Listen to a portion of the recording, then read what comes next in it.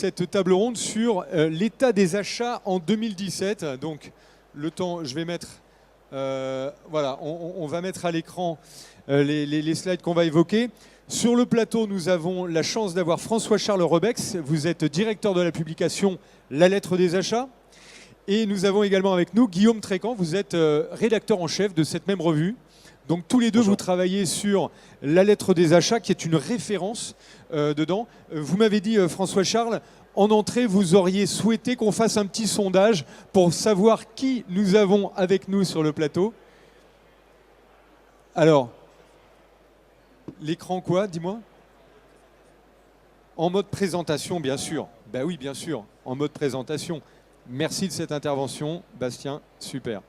Voilà, nous allons être en mode présentation. Alors, parmi vous, on lève la main, qui est fournisseur, par exemple, dans son métier? Qui est plutôt fournisseur? On en a, voilà, Sous-traitant. 2, 3, sous-traitant. Voilà, qui est acheteur? D'accord. Ah, formidable. Ah. Bon, On a notre public là. Parfait. d'accord, vous avez votre public, c'est très bien. On peut parler pour les deux. Hein, vous inquiétez pas. Voilà, on va parler bien sûr pour les deux, mais déjà on va avoir cet état des lieux pour 2017.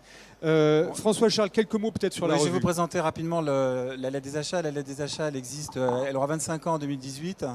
80% de nos lecteurs sont des directeurs ou des responsables achats dans l'industrie ou les services, mais aussi dans le secteur public, hein, puisque le secteur public développe une maturité achat de plus en plus importante. La lettre des achats, très rapidement, c'est 11 numéros par an, c'est sur abonnement, c'est une version papier et digitale, version iOS ou Android.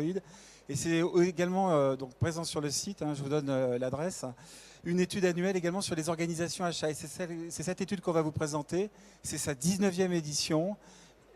Et je vais vous en présenter les grands principes. Donc c'est 300 entreprises interrogées, c'est-à-dire les plus grandes entreprises, classées par chiffre d'affaires. Donc on prend les 300 premières entreprises. C'est en gros 1084 milliards d'euros d'achat. Donc c'est un volume significatif. Je ne vais pas m'étendre dessus parce que Guillaume va y revenir. Mais en gros, on estime que pour estimer le chiffre d'affaires, 50% des chiffres d'affaires des entreprises industrielles sont consacrés aux achats et 20% à peu près dans les services. Ça vous donne une idée du poids relatif des entreprises que l'on a étudiées. Donc la méthodologie de l'enquête, donc un comité scientifique qui est constitué de 3 journalistes spécialisés dans des achats, un expert stat et une dizaine de directeurs et de directrices achats. Chaque année, on revoit à peu près 30% de notre questionnaire. Donc j'ai la sélection des entreprises du panel, je n'y reviens pas.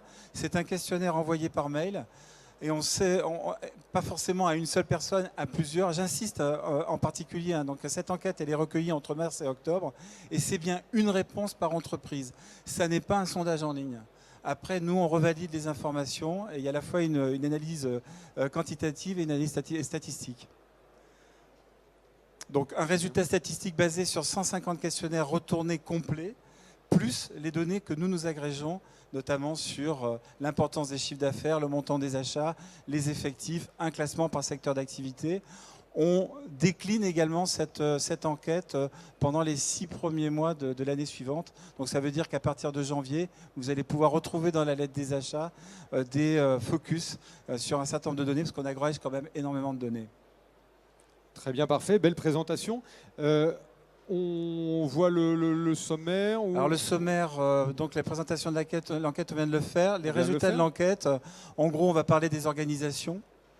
Nous allons parler des hommes, puisque sans hommes, il n'y a pas d'organisation. Les axes de travail, les principaux axes de travail au sein des organisations achats et également la perspective, ce qu'ils demandent à leurs fournisseurs. Et quand je dis qu'on pouvait parler pour les deux parties, c'est le cas en tout cas. Et les relations fournisseurs, j'y venais justement, et on laissera un petit moment de conclusion et de questions. Donc, on va dérouler ces présentations. Là, je vais passer la parole à Guillaume Trécan, donc, qui va vous présenter l'essentiel des résultats de cette enquête. Et n'hésitez pas à conserver vos questions pour qu'on puisse y revenir à la fin. Est-ce que, vous savez, je vous proposerais presque une chose. Est-ce que vous avez envie, on peut réagir peut-être en live, c'est peut-être plus simple, parce qu'il y a des fois c'est difficile dans les tables rondes, vu qu'on est ensemble, c'est pas entre nous, mais disons que vu qu'on va commenter cette enquête, je pense que le mieux, c'est si vous avez une question en cours de route, vous levez la main, Alix sera là et on pourra passer un micro. On est d'accord? Alix, super. Du coup, on réagit un peu à chaud et en live quand on veut. Guillaume, allez-y, vous pouvez commencer donc à nous expliquer un petit peu. Voilà, on a à l'image le poids des achats. Ouais, je ne sais pas si vous voyez bien les chiffres sur les slides. C'est vrai que c'est pas plus mal si vous réagissez en direct parce que je voudrais pas vous assommer avec tous les chiffres qu'on va faire défiler. Donc, comme le disait François-Charles, cette enquête, c'est avant tout un benchmark qui est destiné à nos lecteurs, donc qui permet à des acheteurs et des directeurs achats de situer leur organisation achat. On a décidé de commencer par vous montrer un slide qui situe l'importance des achats et donc des fournisseurs par rapport aux entreprises françaises. On a isolé en grande partie des entreprises industrielles, enfin les secteurs industriels dans cette présentation. Bon, il est de coutume de dire que les achats représentent environ 60% du chiffre d'affaires. Si on regarde les détails par secteur d'activité, on se rend compte que c'est pas toujours le cas. Nous, la question qu'on a posée, c'était quel est le montant des achats adressables dans votre entreprise. Donc, on a demandé aux directeurs achats quels étaient les achats sur lesquels ils avaient un mandat ou sur lesquels ils estimaient qu'ils pouvaient agir. Et ensuite, c'est là qu'on a calculé la part des achats sur le chiffre d'affaires par rapport à ça. Donc, ça nous montre déjà qu'il y a pas mal d'achats sur lesquels certains acheteurs ne peuvent pas agir. Si on regarde en bas de colonne, on a notamment dans l'industrie pharmaceutique une proportion d'un tiers seulement du chiffre d'affaires qui est considéré comme des achats adressables parce que beaucoup d'entreprises de l'industrie pharmaceutique ont des organisations achats qui ne couvrent pas les achats, qui ne couvrent que les achats indirects. Autre exemple, je ne sais pas si on l'a ici. Dans une slide suivante, on aura le secteur du transport où toute la sous-traitance transport en général n'est pas couverte par la direction achat. En tout cas, ce qui est important là, c'est qu'on voit bien la maturité achat dans les secteurs. Vous ne serez pas nécessairement surpris, en plus sur un salon comme le Bidest, l'aéronautique, l'automobile, les industries électriques et électroniques, c'est vraiment le trio de tête où la maturité achat est forte et où le poids des achats se mesure particulièrement. Effectivement, Guillaume a parlé de la pharmacie. Les médias, communication aussi, on voit bien que ça reste aussi un secteur au fond très service et on voit bien la répartition presque équilibrée. Vous avez aussi le montant d'achat par acheteur, mais là, ouais. Donc bon, le montant d'achat par acheteur, ça c'est un grand classique des benchmarks sur la fonction achat, à savoir combien de millions d'euros, en l'occurrence, un acheteur a-t-il sous sa responsabilité. En moyenne, on se rend compte que ce sont des montants relativement homogènes, mais ça cache quand même des fortes disparités entre les différentes entreprises. On a notamment remarqué dans le secteur du BTP qu'entre deux grands groupes qui étaient très comparables, on avait relevé des montants d'achat très différents. L'un de ces groupes a un montant d'achat par acheteur de 17 millions d'euros, tandis que l'autre est à 31 millions d'euros. On a voulu faire ça aussi pour montrer qu'il y avait des différences de maturité, dans la mesure où il y a certains secteurs où on estime, enfin en tout cas nous on estime qu'il y a peut-être un léger sous-effectif. Le BTP par exemple se retrouve avec la part des achats est objectivement très importante et pourtant le montant d'achat par acheteur est très faible et pour cause les services achats sont en développement depuis assez peu de temps dans ce secteur-là. Le montant des achats n'est pas du tout corrélé au nombre de directeurs d'achat. Oui, d'acheteurs. On passe à la slide sur le panel, c'est 41 000 acheteurs dans les entreprises étudiées. Voilà. Slide suivante. Donc, la part des achats couverts. La part des achats couverts, donc voilà, ça c'est un indicateur clé de la maturité des achats, le taux de couverture de l'organisation achat. Donc là, c'est pas par rapport au montant des achats adressables, c'est par rapport au total des achats de l'entreprise. Quelle est la part que les directions achats couvrent. Voilà, donc là c'est le complément. On a vu ce taux de couverture moyen augmenter progressivement. Ça fait une quinzaine d'années qu'on fait l'enquête. Voilà. Après, on arrive dans des secteurs comme l'automobile ou l'aéronautique à des niveaux de 90% où c'est plus vraiment un indicateur à ce niveau-là, parce qu'il y a toujours une partie ou bien dans des entreprises très décentralisées sur des pays, ou bien sur des périmètres qui n'ont pas lieu d'être couverts nécessairement par les achats, voilà, où les achats n'ont pas grand-chose à apporter. Alors, les chiffres ne disent pas le comment. Le comment va y venir après. Voilà. Après, D'accord. comme je le disais tout C'est- à l'heure, il y a en revanche des secteurs où il y reste des achats, enfin disons des dépenses à couvrir par les achats. Vous voyez, dans les secteurs médias, communication, banque et assurance, il y a beaucoup d'achats de prestations intellectuelles notamment qui ne sont pas, sur lesquels les achats n'interviennent pas. Du conseil par exemple ou des prestations juridiques. Dans le transport et logistique, la sous-traitance transport est très rarement couverte par les achats. Et là, dans le BTP, on est plutôt sur des achats de grands projets, des achats liés à des chantiers ou à des projets particuliers. Alors sur la partie distribution, c'est peut-être Alors. aussi une question que vous pourriez éventuellement poser. Je reviens C'est- dessus alors. Alors Ouais. c'est pas la partie négoce, hein, c'est la partie Achat non marchand, donc, achat non marchand, donc indirect, tout ce qui concerne plus le fonctionnement de l'entreprise. On peut- Alors, voyons maintenant une fonction qui est devenue stratégique par rapport dans un comité de direction, la part des achats. Donc voilà, alors en fait, bon, les premières slides relativisaient un petit peu l'importance stratégique de la fonction achat, mais toujours est-il que, comme je le disais tout à l'heure par rapport au taux de couverture, il y a pas mal d'indicateurs qui sont quand même depuis une dizaine d'années à la hausse.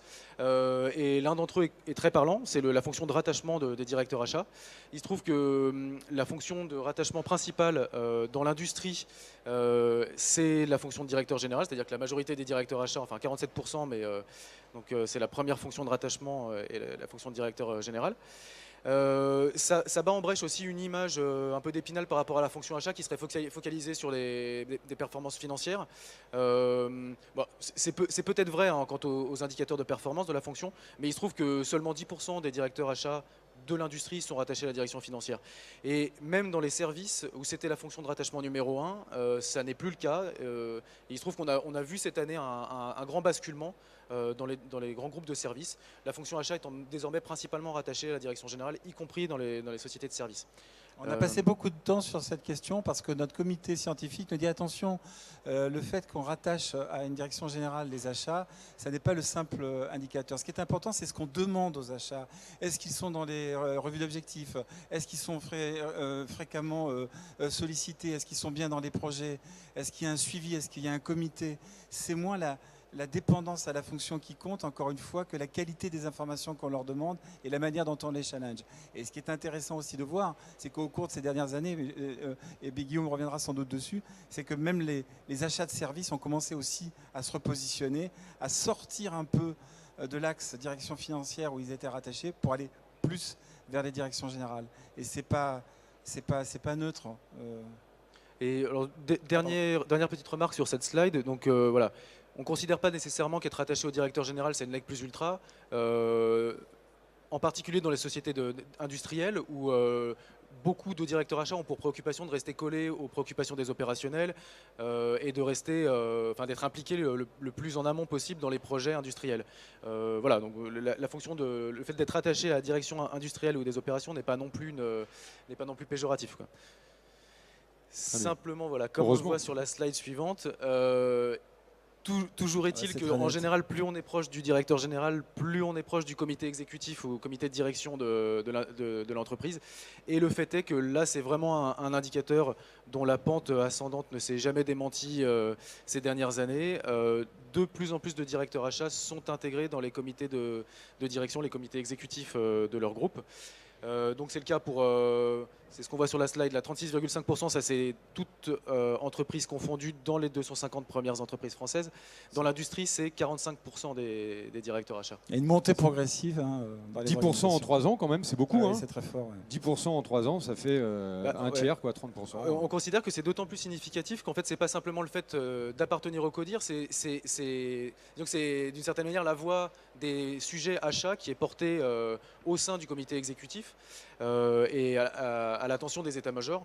Et en l'occurrence, au-delà de ce chiffre, on constate que 72% des directeurs achats sont présents au comité exécutif pour présenter un sujet au moins une fois par trimestre, 45% au moins une fois par mois.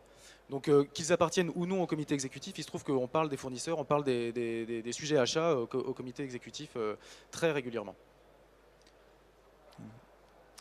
Voilà, peut-être on clôt on va faire juste une petite incursion sur la partie ressources humaines aux achats. Ça, c'est sans doute une partie qui intéresse peut-être plus les acheteurs. On ne pensait pas forcément avoir autant d'acheteurs devant nous et peut-être plus de fournisseurs, donc on ne va pas s'appesantir très longtemps là-dessus. Mais Ce qu'on a noté cette année et qu'on est obligé de reconnaître au fil du temps, c'est que la fonction achat n'est pas forcément une fonction très dotée en effectifs, qui n'a pas forcément non plus vocation à l'être. Alors je ne sais pas si François Charles a cité le chiffre au début, je crois. Donc tout chiffre consolidé, donc voilà, on recueille 150 questionnaires qui sont remplis, mais au-delà de ça, on consolide les chiffres des effectifs achats des 250 premiers grands groupes français. Il y a 41 500 acheteurs dans ces entreprises-là en France. Ça peut sembler beaucoup, mais il se trouve que les effectifs n'augmentent pas, ils ont même plutôt tendance à diminuer. Il y a eu bien sûr une forte diminution après la crise de 2008.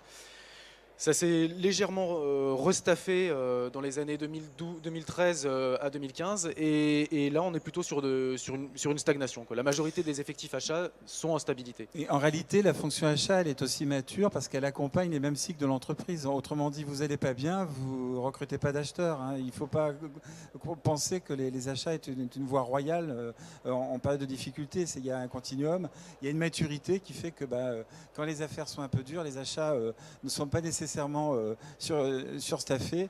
Et de la même façon, ça reprend tout doucement. Et encore une fois, c'est le contenu des missions. Par contre, ce dont on peut être certain, on l'évoquera probablement, c'est que la professionnalisation des achats à l'intérieur de ces effectifs-là, elle a largement progressé et elle continue de progresser. Donc, on demande aussi des efforts de productivité aux achats. Oui. Donc, ils en demandent, mais on leur en demande. Voilà. Ouais, c'est devenu plus pointu en fait, oui, comme job, comme mission. On est devenu vraiment très, très pointu et du coup ce qui explique peut-être un peu cette stagnation en termes de chiffres, en termes de nombre d'acheteurs, c'est ça l'idée? Oui, c'est un peu un effet. Les entreprises sont particulièrement soucieuses de leurs effectifs, hein, donc Bien sûr. voilà, et il n'y a pas de dérapage, on veut dire, de ce point de vue-là. Et alors ça, on va le voir aussi sur d'autres indicateurs tout à l'heure. Nous, on peut soulever aussi une hypothèse d'une certaine tension dans certains effectifs achats sur des missions qui ne sont pas forcément bien remplies ou qui pourraient l'être mieux s'il y avait un peu plus d'investissement dans cette fonction-là, quoi. C'est pas l'objet, mais puisque nous sommes devant un public d'acheteurs, ce que l'on constate également, c'est que les entreprises, les ETI, hein, les entreprises de taille intermédiaire, recrutent et adoptent des organisations calquées, toute comparaison n'est pas raison, mais calquées quand même sur ce que font également les groupes plus importants. Ça, c'est vrai. Donc c'est une forme également de progression de la fonction dans d'autres secteurs d'activité. Bon, j'ose pas parler du public, hein, surtout par les temps qui courent, le secteur public a un peu bousculé, mais c'est vrai que sur les grandes organisations publiques, les recrutements d'acheteurs professionnels venant de l'industrie, venant du privé, sont assez conséquentes sur les régions, sur les grandes villes. Allez regarder dans le détail des parcours, il y a des gens qui viennent de l'industrie, hein. Très bien. Alors un petit complément sur ce qu'on disait dans la slide suivante. Donc forcément, comme les recrutements se tassent, il y a moins de recrutements externes. Enfin, en tout cas, en l'occurrence, cette année, on a vu un léger recul des recrutements externes. Après, la balance entre recrutement externe et recrutement interne, bon, bien sûr, c'est dû à l'actualité des groupes, hein. Quand dans un groupe qui gèle ses recrutements, évidemment, voilà, la messe est dite. Mais il se trouve qu'on le voit aussi sur le camembert suivant. Donc, les profils recrutés dans les fonctions achats sont en majorité des acheteurs, mais dans près d'un tiers des cas, ce sont des non-acheteurs. C'est-à-dire que les services achats ont aussi beaucoup besoin d'intégrer des opérationnels, des gens qui sont des grands connaisseurs de l'entreprise elle-même, parce qu'ils vont certes négocier avec les fournisseurs, mais ils vont quand même beaucoup négocier en interne aussi. Et voilà, ils doivent bien comprendre et connaître les besoins de l'entreprise en interne, ses rouages et son fonctionnement, quoi. C'est peut-être davantage valable, par exemple, dans l'aéronautique, quand vous montriez les grands secteurs industriels. C'est là que l'acheteur a besoin pointu, plus voilà. qu'on achetait pointu. Ouais, Le recrutement interne, il s'explique pour deux raisons. D'une part, quand on est un peu en tension sur les recrutements, c'est naturel d'aller chercher en interne dans l'entreprise des promotions et des spécialités. Donc ça, c'est fait. Alors 1% dans un sens, 1% dans l'autre. Est-ce que c'est une tendance? Voilà. Ce qui est important aussi, les profils recrutés sont des acheteurs. Ça veut dire aussi qu'on cherche la professionnalisation et puis parfois on va également chercher, comme l'a dit Guillaume, des spécialistes. Ça, c'est pour combattre l'idée selon laquelle il n'y aurait pas d'achat très spécialisé dans certains secteurs d'activité, dans des segments d'achat. Franchement, c'est de moins en moins vrai et en plus, ils ont aussi des méthodologies, c'est leur professionnalisme. Alors la slide suivante, peut-être un peu anecdotique, aller, mais voilà. Bon, d'autant plus que cette année, il n'y a pas forcément eu d'évolution. Voilà, la moyenne d'âge des acheteurs est de 38 ans et de 10 mois en 2015. Peut-être ce qui est intéressant, c'est de regarder les deux secteurs où les moyennes d'âge sont les plus jeunes. En l'occurrence, ce sont les secteurs qui sont... alors, si vous vous rappelez des premières slides, ce n'étaient pas les secteurs les plus matures par rapport aux premiers indicateurs. En revanche, ce sont ceux qui recrutent le plus. Ils sont sur la pente ascendante. Le BTP, Le BTP, oui. la distribution, donc, comme le disait François-Charles tout à l'heure, ce n'est pas le négoce, hein, c'est les achats non marchands, donc les achats indirects dans la grande distribution. Et puis en industrie mécanique, c'est une fonction importante, presque une voie royale. Donc, Où là, on va retrouver peut-être des spécialistes aussi. Des spécialistes. Et des gens qui ont une expérience professionnelle assez longue en poste. et avec des doubles profils, hein, ingénieur, école de commerce. Tout à fait. Alors maintenant on arrive sur ce qui est un petit peu disons le cœur de cette enquête, quoi. Voilà, l'objectif de cette enquête, c'est, comme je disais tout à l'heure, de montrer une photographie de la fonction, mais on essaie aussi de suivre un petit peu quelles sont les préoccupations et donc les missions prioritaires des directeurs achats. La question posée, c'est vraiment les axes de travail prioritaires pour l'année à venir. Donc on a listé un certain nombre de critères et vous verrez qu'il y a à la fois le positionnement et il y a également la progression. Une précision, lorsque vous voyez un certain nombre de critères en bas du classement, ça ne veut pas dire que ces critères-là ne sont pas suivis, hein, ou que ces leviers ne sont pas actionnés. On parle bien des plus prioritaires en haut. Mais ça, Guillaume... Ouais, alors en fait, la question qu'on pose, c'est parmi la liste suivante, quels sont vos 5 axes de travail prioritaires? Et on demande au directeur achat de nous les classer par ordre d'importance. Et ensuite, on obtient ce classement en faisant un calcul de pondération par l'accumulation des différentes réponses. La flèche que vous voyez à droite, je pense que vous ne voyez pas le chiffre, donc je vous le dirai, c'est l'évolution sur les 4 dernières années des items.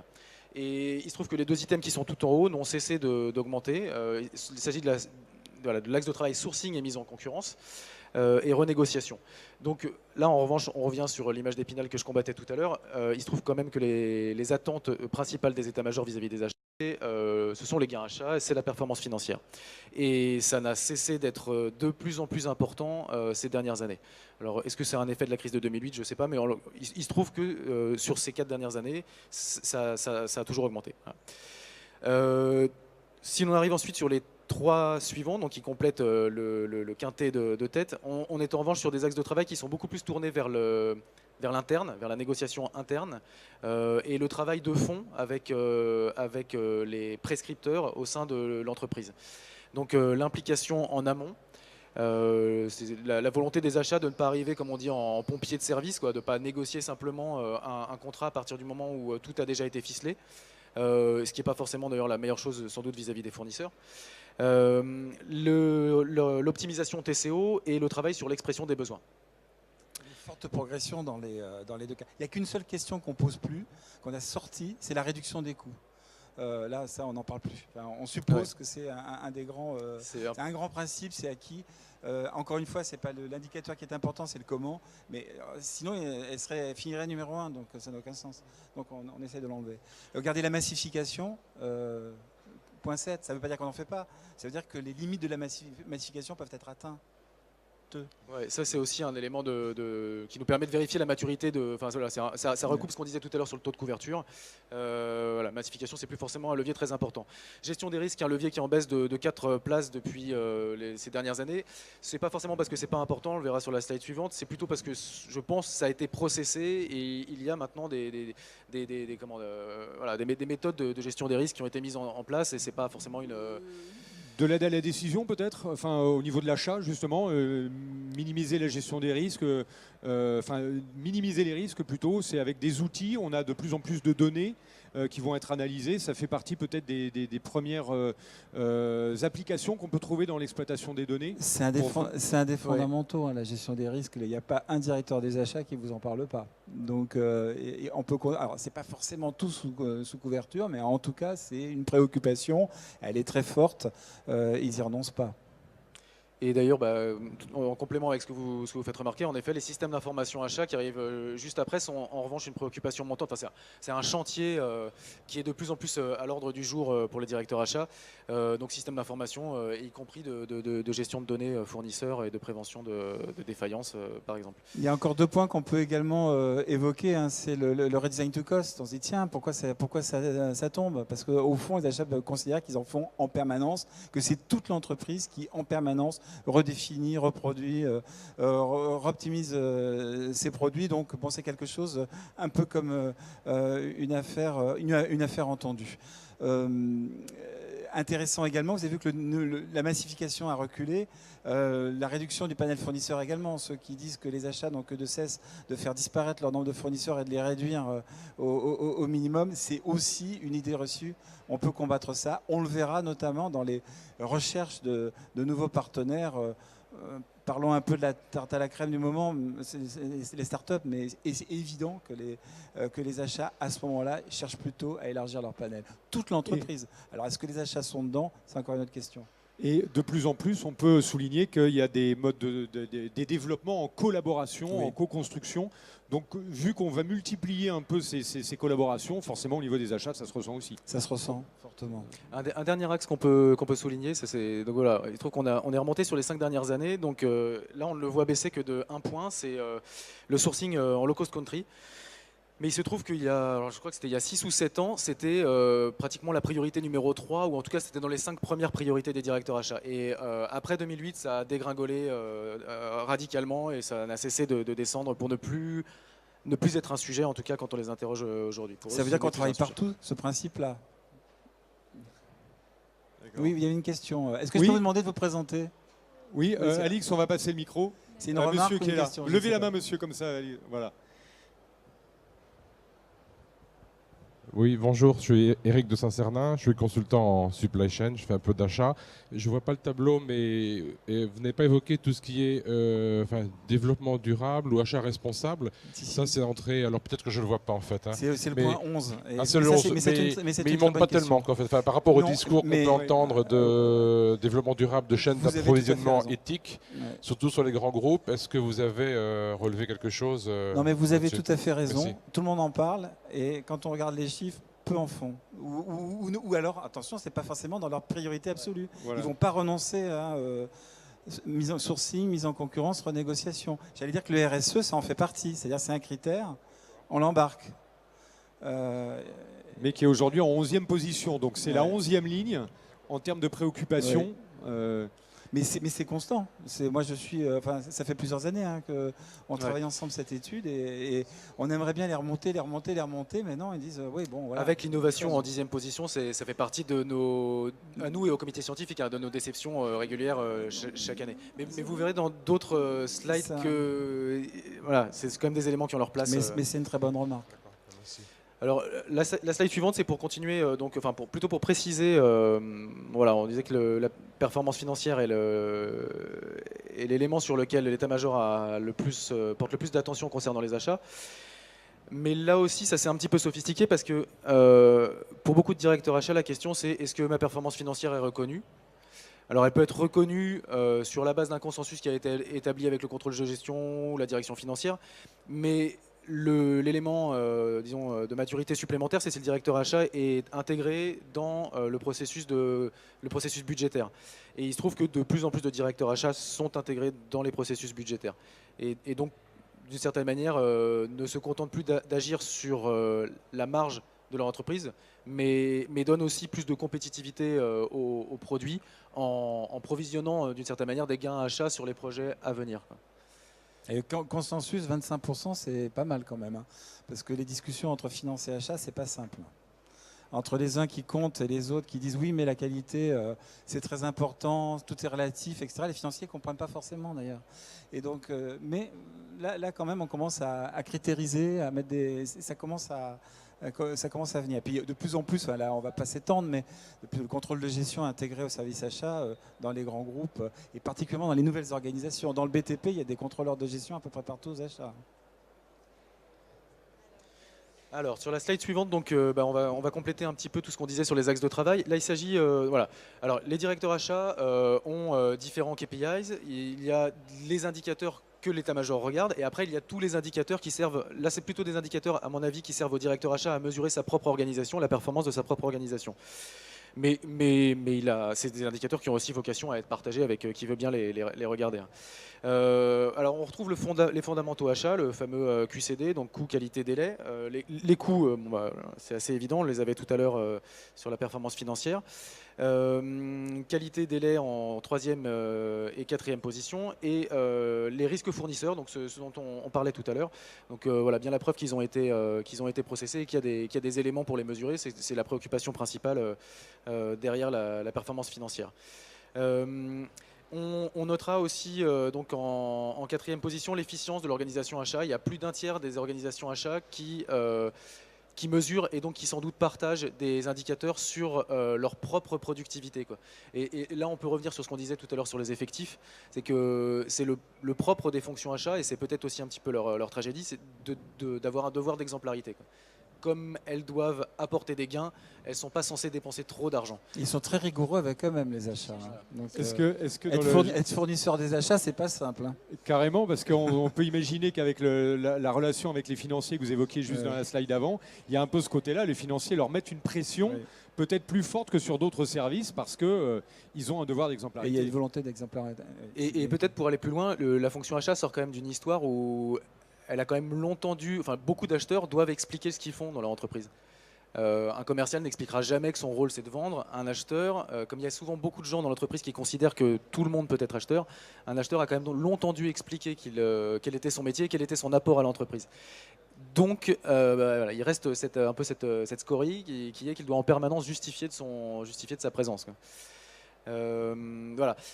Autre indicateur intéressant, les délais de paiement. Alors on sait que c'est un vrai souci pour l'économie française, que ça ne va pas en s'améliorant, ou alors beaucoup trop à la marge.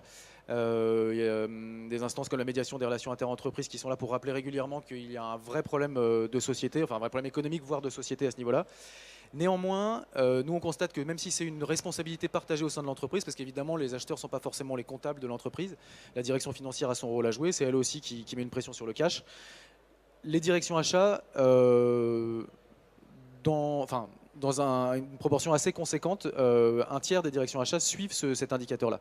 Donc sont conscientes que si il y a des dérapages de ce côté-là, ça va provoquer des dérapages aussi dans la relation fournisseur et dans la performance générale de l'entreprise. Et on commence à voir également des outils un peu plus sophistiqués se mettre en œuvre. On parle de supply chain finance, on parle de reverse factoring, des choses comme ça. Donc des mots savants, hein. Mais qui veut dire quoi? Qui veut dire qu'on sait très bien que pour les fournisseurs, l'enjeu aussi, c'est d'être payé en temps et en heure pour pouvoir assurer des développements. On ne peut pas à la fois exiger énormément de ses fournisseurs et les contraindre en termes de délai de paiement. Et c'est une préoccupation qui est prise en compte. Oui, et c'est vrai qu'en France, on a vraiment ce problème-là. Vous évoquiez, c'est un problème français.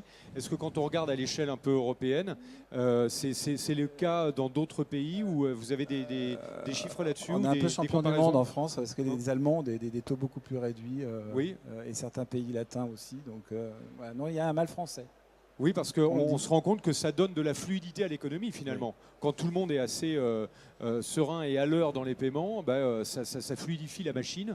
Alors que si on doit courir après pendant 6 à 8 mois forcément ça crée des délais d'investissement, de tout, quoi. Et avec des taux qui baissent, l'intérêt de la gestion de trésorerie, des fois, c'est parfois d'accélérer le paiement de ses fournisseurs.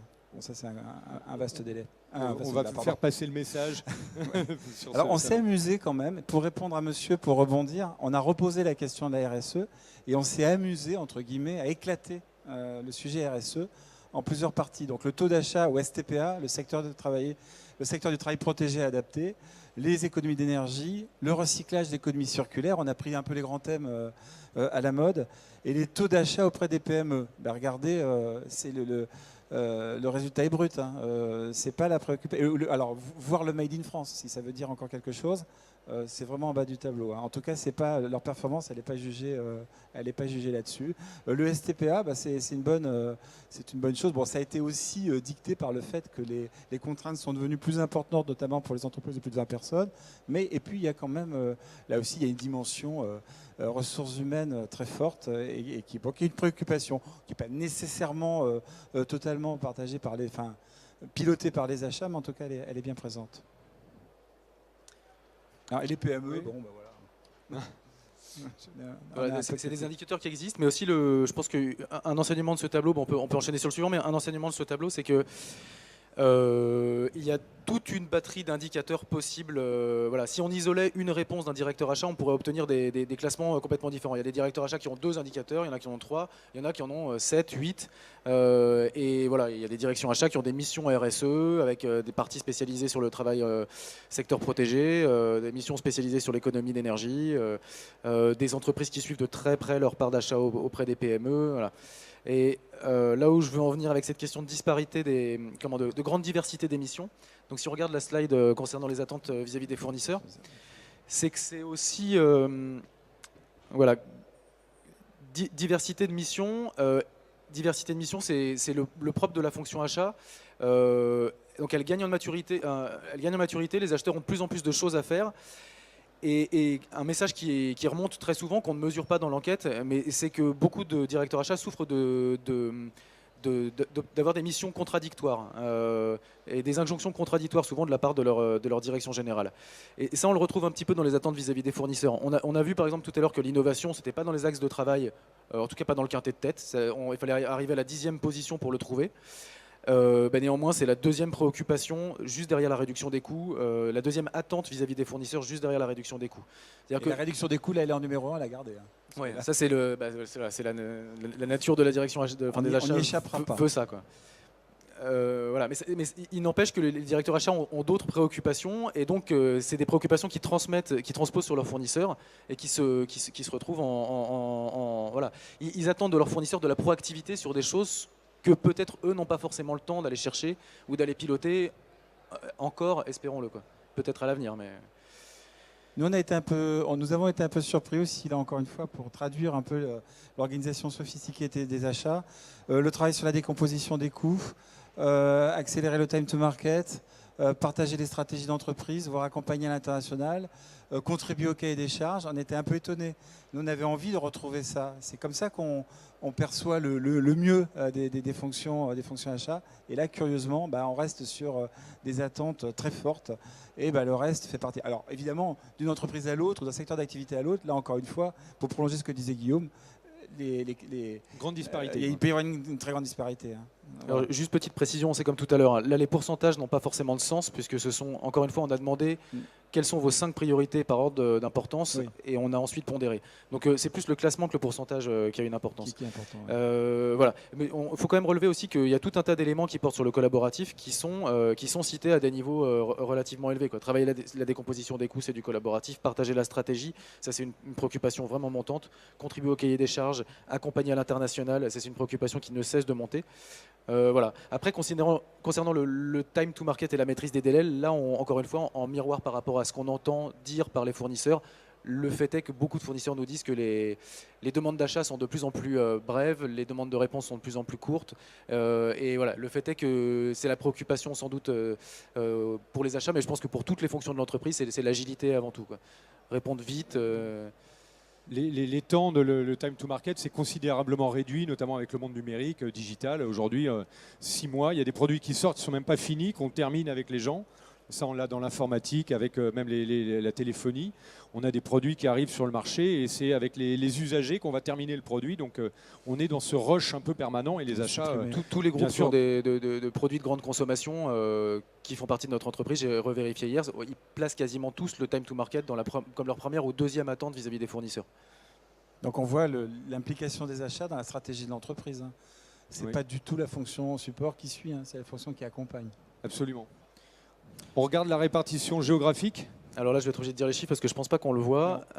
Après, c'est difficile à commenter parce que c'est vraiment une photographie là pour le coup. Et puis on pose la question seulement depuis 2 ans. Et pour tout vous dire, on n'a pas noté d'évolution particulière cette année de fuite des achats vis-à-vis de la France.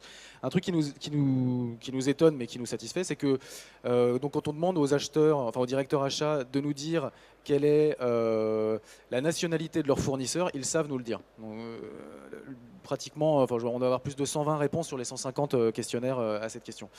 Donc là, voilà, il s'agit des chiffres uniquement de l'industrie. Hein. Donc 45% des achats donc, sont tournés vers des fournisseurs français. C'est en évolution, ça, 44%. Comme je vous le disais, on le mesure que depuis l'an dernier et c'est stable. Sur 2 ans, c'était stable. On a noté une légère augmentation sur la France, mais je pense que c'est pas du tout significatif. C'est plutôt dû au fait qu'un grand groupe n'ait pas répondu cette année et qu'un autre ait répondu. Et voilà, ouais. Faut être très prudent là-dessus, parce que c'est vrai que Voilà, ça nous donne des volumes, des idées. Quoi. 12% sur l'Asie, voilà, évidemment 24% sur le reste de l'Europe, avec, pour ce qu'on en sait, nous, énormément sur les ex-pays d'Europe de l'Est.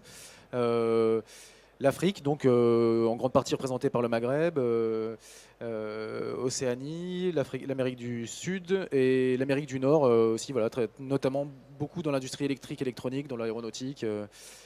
Voilà. Et les acheteurs eux-mêmes suivent ce mouvement-là, puisque les acheteurs, sinon français, du moins des entreprises françaises, ne sont présents en France qu'à 63%.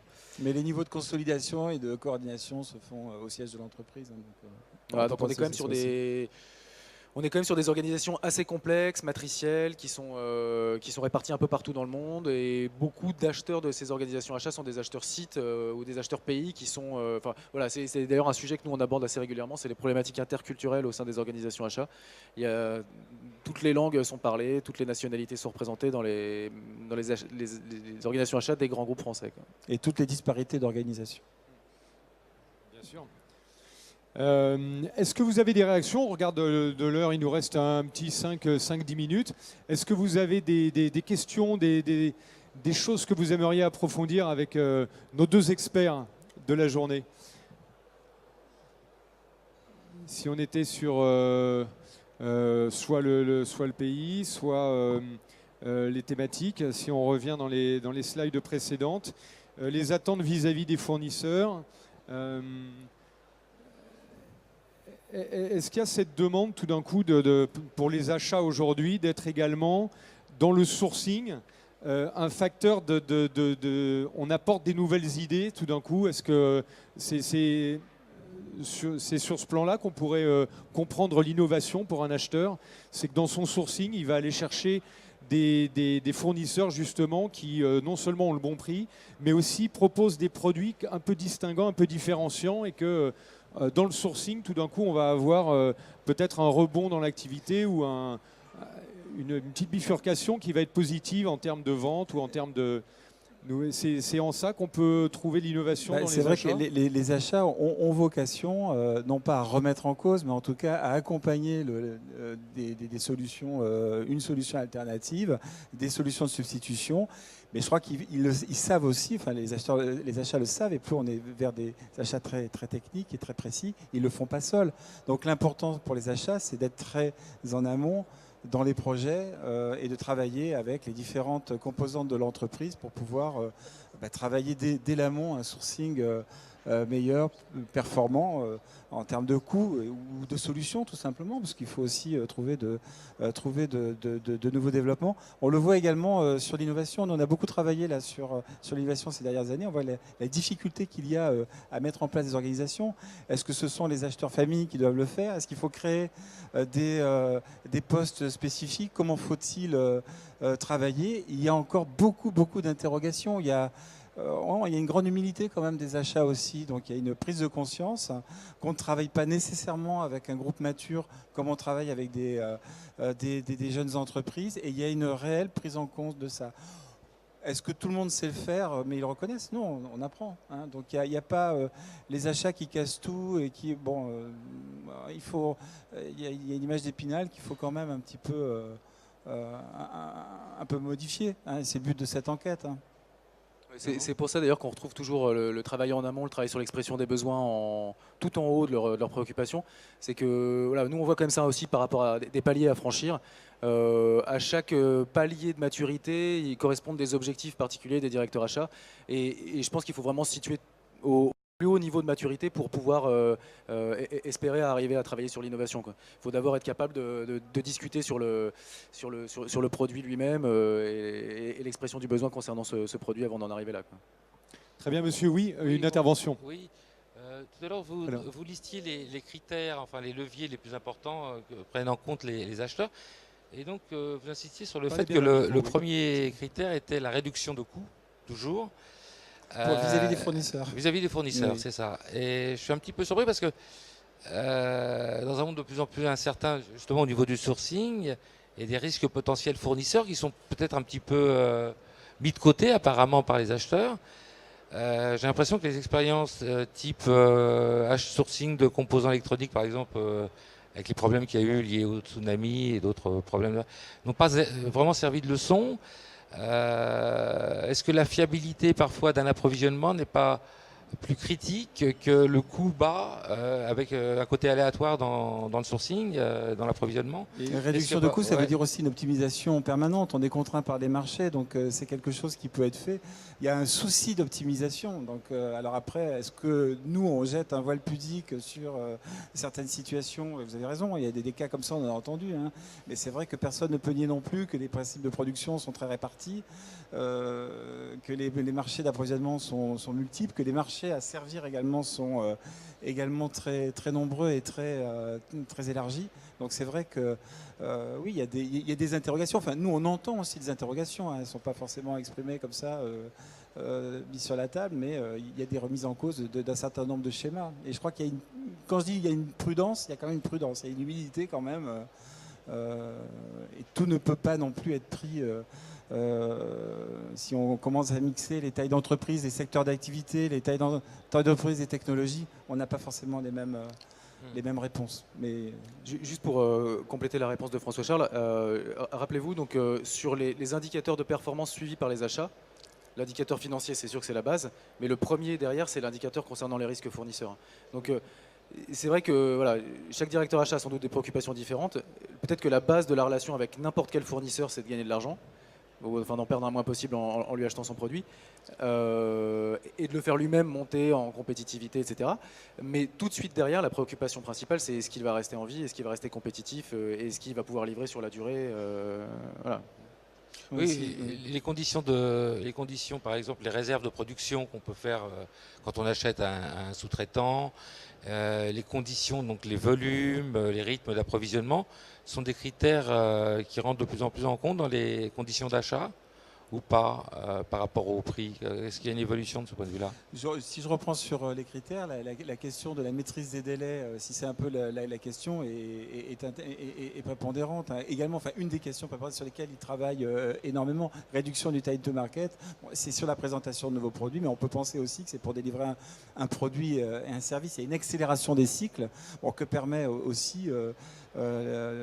sans doute les techniques. Hein, donc, mais moi, je pense que si je devais sortir trois items qui dominent la fonction achat aujourd'hui, c'est bien le risque fournisseur, l'innovation et malgré tout, parce qu'il y a une migration de l'économie, la responsabilité sociale et environnementale, parce que c'est exigé par le marché. Voilà. Mais quand on parle de la RSE, j'ai aussi entendu quand on a présenté les premiers éléments de la RSE en disant mais les achats, ils sont nés de quoi? Ils sont nés de la crise des matières premières. Les achats ont toujours su produire plus avec moins. Dès l'origine, c'est les fondements presque de la fonction. Donc j'ai entendu dire des directeurs achats dire mais attendez, la RSE, on en fait... voilà. Alors, on en fait. Voilà. Alors, comment, dans le détail Oui. Ça, c'est anecdotique. C'est un propos de fin de conférence. Mais c'est vrai aussi. Il y a une satisfaction côté achat quand même de ce point de vue-là. les acheteurs pionniers de la RSE. Madame, une réflexion, un témoignage. Héloïse Lédier, je travaille pour Logistique Magazine et c'est ce qui va expliquer ma question. Dans le contexte actuel, justement, est-ce qu'il y a une meilleure communication, une meilleure discussion entre la direction achat et la direction logistique, justement pour des niveaux de stock, pour un approvisionnement dans les temps? C'est une très bonne question parce qu'on peut penser que les flux soient de plus en plus intégrés, qu'il y a des collaborations. Je crois pas, là, je ne crois pas aux achats qui achètent tout, qui dominent tout, qui sont responsables de tout. Je crois qu'il y a tout ce que nous démontrent les organisations qu'on étudie, c'est qu'il y a une coopération permanente et totale selon le sujet. C'est pas nécessairement, voilà, il y a quand la direction logistique doit acheter du transport, de l'entreposage ou des prestations, elle le fait selon des critères qui peuvent être définis par une direction achat, sans que la direction achat nécessairement intervienne sur tout. Et quand il faut qu'on raisonne dans une grande organisation type supply chain, les achats sont également une composante essentielle, et il faudrait aussi rajouter la finance. Donc c'est jamais un dialogue à deux, c'est forcément à 3 ou à 4 selon l'importance des enjeux couverts. Je crois que c'est aujourd'hui, c'est comme ça, ça a l'air vertueux comme ça. C'est pas partout pareil, c'est pas dans tous les secteurs d'entreprise pareil. Il y a bien des endroits des fois où les achats disent on aimerait bien y aller, mais c'est ce que disait tout à l'heure Guillaume, c'est les achats adressables, c'est très important. Adressables, est-ce qu'on peut faire réellement? Il y a encore des débats. Après, un petit Tant mieux, complément, parce qu'on a des choses à dire et à écrire. Un petit complément par rapport à cette question. Donc, tout à l'heure, j'ai dit 41 500 acheteurs sur les 250 premières entreprises françaises. En réalité, dans ces populations-là, il y a aussi des qualiticiens, des gens de la supply chain et de la logistique. Notamment dans l'aéronautique, il y a quand même pas mal de directions achat et supply chain. Voilà. Qui travaillent main dans la main. Où les fonctions sont en symbiose. Ouais. Peut-être une dernière question. Oui, madame. Et après, vous nous rappellerez où on peut se procurer cette étude numérique. Ça sera intéressant. On vous écoute, madame. Bonjour. Est-ce qu'on peut retourner sur la slide précédente? On va le faire en direct. Celle-là. On part en marche arrière. Non. Laquelle vous souhaitez? Laquelle souhaitez-vous? Alors, celle qui était juste avant. Ah oui, alors attendez. C'était la dernière. Attendez, je vais y retourner. C'était sur... Voilà. Les attentes vis-à-vis des fournisseurs, Alors je me présente, Sania, je suis étudiante en achat, responsable achat à l'Institut Léonard de Vinci. Excellent établissement. Merci. Et donc je m'interrogeais également sur les critères des attentes, parce que, selon moi, améliorer le processus production, optimiser le supply chain et s'impliquer dans la SI achat peut avoir un impact sur les premiers critères, améliorer la qualité, réduire les délais, etc. Et donc je suis assez étonnée en fait. Non, mais ça, on parle des attentes vis-à-vis des fournisseurs. Si vous demandez clairement aujourd'hui à une organisation, est-ce que je vais m'impliquer dans la supply chain de mon fournisseur dans sa propre organisation, la réponse est non. Ils n'ont déjà pas de temps pour s'occuper d'eux-mêmes, du coup ils essayent de le faire. Et c'est vrai qu'il y a des tentations par moment de dire on va aider à réorganiser, mais c'est vraiment dans les organisations les plus matures et les plus fortes. Donc le fournisseur, il est censé... se débrouiller. Alors voilà. La question du SI-achat aussi, elle est très très importante. On parle beaucoup de dématérialisation. C'est un tout petit volet apparemment dans la réponse. Mais c'est pas simple aujourd'hui pour un fournisseur de se dématérialiser dans un contexte où les bases de données des uns et des autres sont pas les mêmes. Où il y a même ne serait-ce qu'autour de la facture. C'est tout simplement. Donc non, il y a beaucoup de discours vertueux, mais non, on ne s'occupe pas trop, sauf s'il est très sensible. S'il est très sensible, oui, il y a une étape. Mais l'étude prix à vol d'hélicoptère, comme ça, ne permet pas de le dire. Mais vous avez tout à fait raison. Ça aussi, ça nous étonne. On dit, mais alors, vous allez les aider quand même, vos fournisseurs, quand même, Alors, ils disent que oui, mais bon. Ils les aident un peu sur la notion d'optimisation des coûts dans les projets, quand ils veulent faire baisser les coûts. Mais l'organisation, non. Encore une fois, on revient peut-être un peu sur ce que je disais aussi au départ, c'est que les directions achats ont énormément de choses à faire et des effectifs très limités.